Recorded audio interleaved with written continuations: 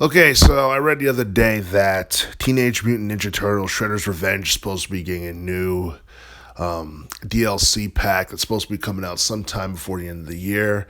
If .emu was smart, they'd probably save it for the holiday season or something like that. But we only got about I think 6 or 7 months left in the year, so I could see the DLC coming out either like the third or fourth quarter of this year. But anyways, the DLC pack is supposed to be called Dimension Shell Shock. It's supposed to feature a new playable character named Uzagi or Jimbo, and I'm pretty sure some people know who he is. Me myself, I'm not too familiar with him, but he had his own self-titled comic book series back in the '80s.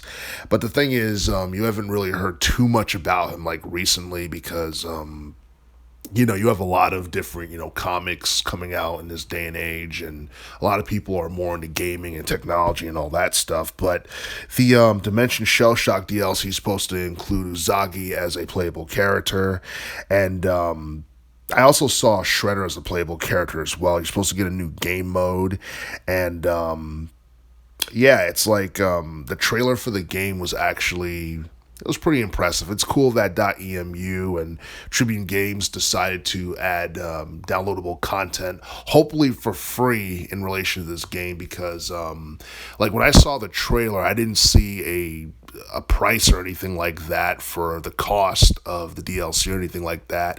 And if they decide to give players and buyers of Shredder's Revenge this DLC pack for free, then that's cool, because you don't see too many free DLCs in this day and age.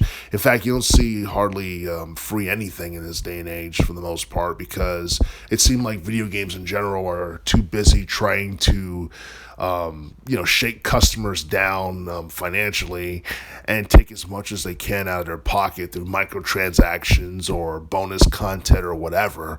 But there should be no cost. I'm not saying that that's going to be the case, but there should be no cost for this DLC, concerning the fact that this game is about a year old now, and I wouldn't be surprised if .emu decided to milk the hell out of this game, because as popular as Shredder's Revenge has been, and the amount of praise that's gotten within the past year, I feel like this is one of those games that's going to stay fresh for the next year or so. It's something that, let's just say, Shredder's Revenge is probably going to be the Turtles in time of the 20s decade, and I do feel like it might be a while before we get a new Teenage Mutant Ninja Turtles game from .emu altogether. But right now, everybody's waiting to see, Streets of Rage 5, because Streets of Rage 4 came out in 2020, and I believe, I'm not sure, I think that game, Streets of Rage 4, sold more than the Ninja Turtles game.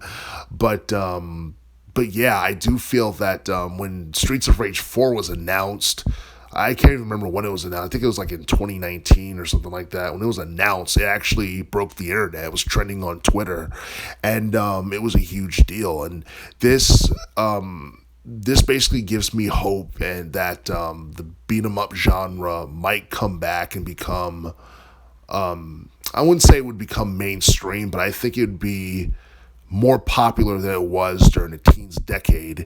And with the success that Shredder's Revenge have had so far, I wouldn't mind seeing at least 2 more entries from .emu that's similar to that of Shredder's Revenge later down the line in the 20s decade.